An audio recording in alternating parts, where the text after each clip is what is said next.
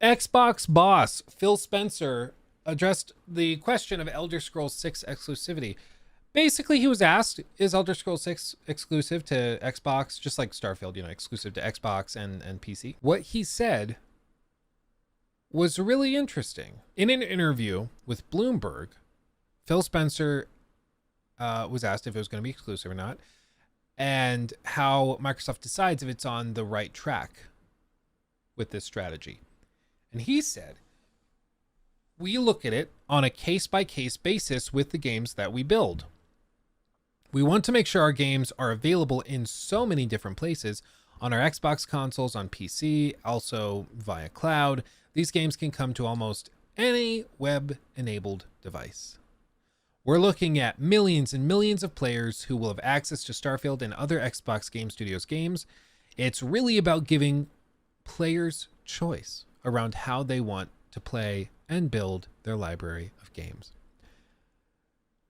The main takeaway from that is that he doesn't say yes. He doesn't just go, yeah, no, it's exclusive, which to me is surprising. And as far as I can tell, there's two possible explanations for this. For one, it could be that he's trying to maintain that they're very open to sharing these games with as many groups as possible because they still technically haven't gotten the Activision Blizzard deal across the finish line. So he's not going to say anything conclusive like that until the deal's closed. And even then, he probably still won't because they're going to try to pick up more studios and acquisitions. So it could just be corporate speak trying to be non-committal. The other side of this is that they might honestly be evaluating whether or not something like Starfield is viable. They might be looking at it and being like, we got 6 million active players on Starfield, but a lot of those were Game Pass.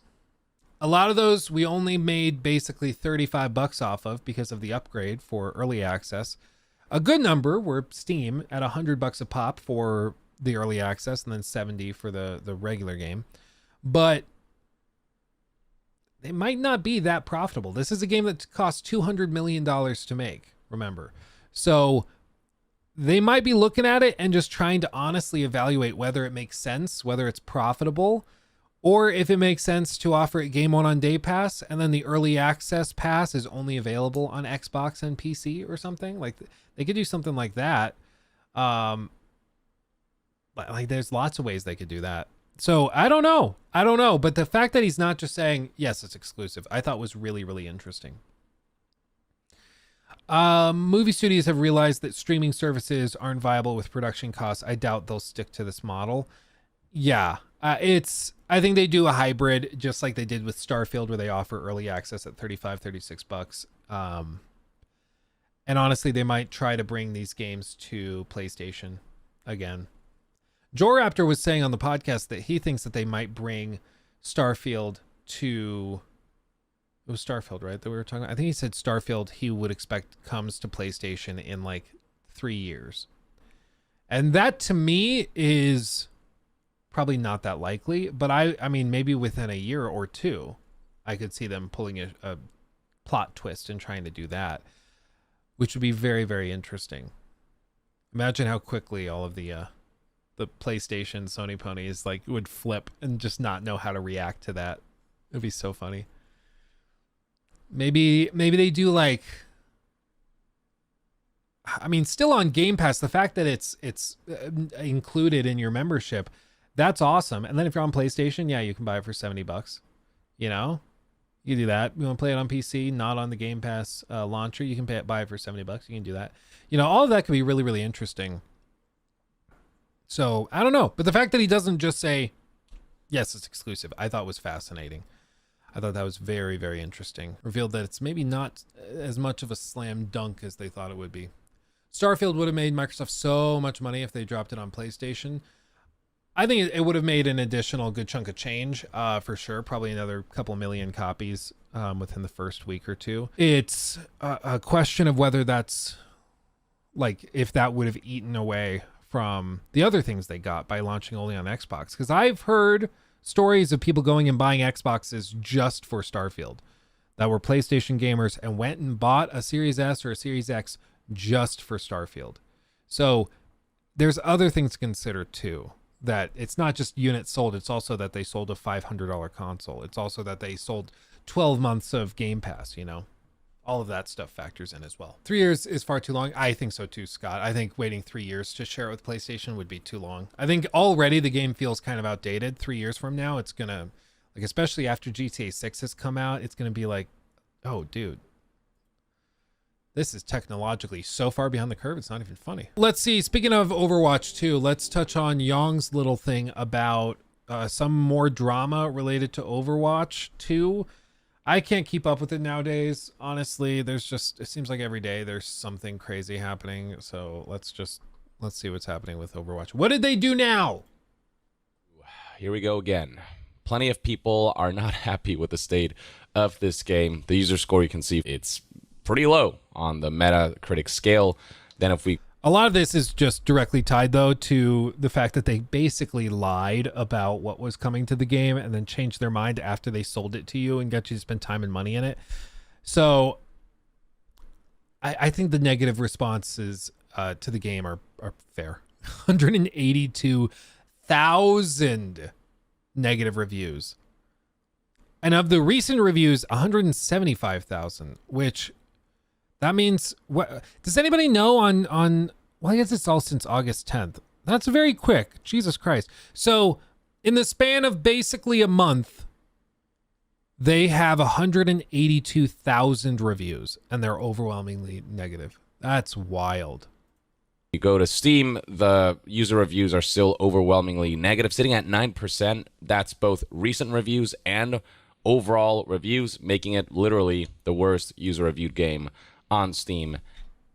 If you're out downvoted past NBA 2K24, and I mean honestly any of the NBA 2K, because the NBA 2K, that's the franchise that was like introducing real ads, like real commercial breaks into the game.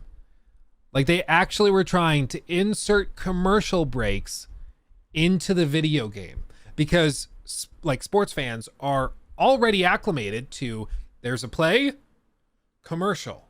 There's a play, commercial. And so they're like, yeah, we can get away with it. And I don't know. Does anybody know if it's still in there? Is it still in the game? Yeah, it has straight up gambling too. Yeah, they have all sorts of like weird gotcha card stuff to get characters. Like, it's insane. It's one of the most toxic games I've ever seen. Like, it's horrifying how they did it. No, they removed it. Yeah, I think they'll probably try again. I think they'll probably try again. Dude, just play basketball in real life. No, it's not the same, because then I get sweaty. Ever by a pretty significant margin as well. I've already covered why that is, from Overwatch 2 not really making a significant leap from Overwatch 1 to its monetization and progression and reward systems and loops being a lot worse. And on top of that, you've got things like how the PvE was greatly diminished by how they cut the hero missions. They did retain the story missions, but even then, those are not all that substantial. You know, like they offer some fun, 2 hours or so worth of content, and there are going to be more story missions down the line, but you have to pay $15 for each new set of story missions, or pay some kind of fee for new story missions. So, for this free-to-play experience, the fact they have to pay after they cut hero missions with the skill trees and all of the missions that would take advantage of your ability to kind of customize your heroes, all of that's left a very sour taste in people's mouths. Now, and I don't like sour tastes. Oh, am I kidding? I do. Big part of the attraction of Overwatch is the characters, their backstories, and the overall lore. And that's one area that stands to be compromised as well, because Blizzard recently decided to update Overwatch with official ages for... Okay, I'm all in for hating on Blizzard. We all know how fun it is. But is this just going to be like the stupidest thing ever? Is this going to be like actual rage over them assigning numbered ages to these characters? Or are they going to do something really weird and stupid where like some of them are like 12 years old? I don't know. I'm braced for this to be really dumb. Let's see. or all of the different characters. If you go to the official Overwatch website and say, take a look at Ilari, you can see right here that she was born on December 21st. She's age 18. You can go back and take a look at Genji and see that he was born on October 28th and is 37 years old, so on and so forth. So why is this getting backlash? Well, because it's Jesus, serious still legal. Jesus Christ. I mean, I guess he's gonna get into it.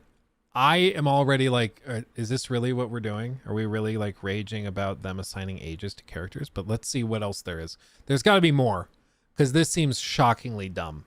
Like, I like to dunk on Yang a little bit, because it seems like sometimes he just tries to drudge up whatever he can to like get upset about. But let's see what else there is here. If you think about the ages in relation to the lore and the backstories that have been revealed thus far, a lot of these ages don't actually make any sense whatsoever. It just feels like whoever decided to give these characters the current ages, they just kind of threw numbers out there without really considering what the Overwatch lore has established. Oh no, is it going to be one of those things where like they say that one of the characters is 18 right now, but then they have a backstory where 2 years ago they did something that then you're like, oh wait, they were underage or something? Is there going to be something like that? I don't know. I could see this going bad. It's just baffling fans. You know, at the very least, fans had the story and the lore to cling on to, but when even that is being kind of butchered, or at least being inconsistent where it just breaks immersion, that's when Overwatch really is going to start to lose the fans. And a lot of fans are... I mean, I don't think fans are going to leave once you've broken the immersion of the ages of characters. I think it's just another example of them throwing something out without thinking about it. But I mean, we'll see. Baffled by this. So this right here is somebody who posted, heroes in Overwatch 2 now have canon birthdays and ages. And scrolling down, you can see that plenty of people are pointing out that there's some nonsensical elements here, like how the fuck is Kiriko 21 when allegedly she grew up with Hanzo and Genji, and they're like twice her age? And you can see that these issues are widespread enough that tweets like this, highlighting how Overwatch did the funniest thing possible, release ages that completely fuck over and destroy the barely there existing lore of the world they've been trying to build for 7 years. Tweets like these have gained tons of traction. This one right here has... And that's why Young made a video on it.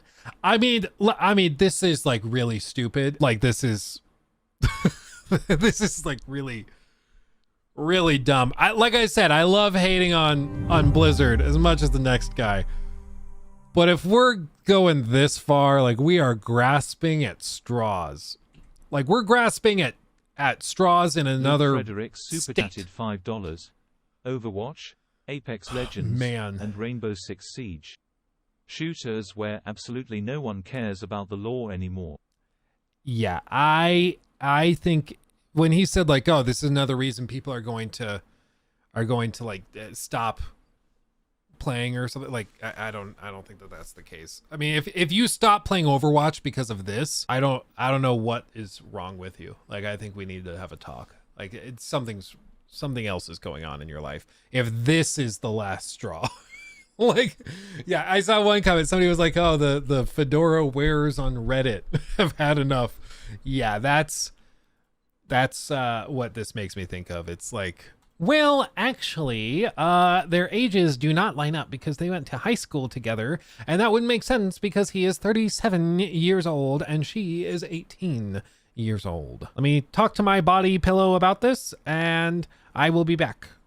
You know, like, I can't see any well-adjusted person actually being upset about this, other than like, yeah, it's kind of funny that Blizzard is so dumb that they put this thing out as canon and didn't even think to check it and cross-reference it with other things in the lore. Like, yeah, it's an example of Blizzard not thinking about something before they do it, which they've done a lot recently. Just look at all the balancing updates they've put out for some of their bigger games, for example. But like, to actually pretend as though this is a scandal is pretty insane. Like, it's pretty stupid.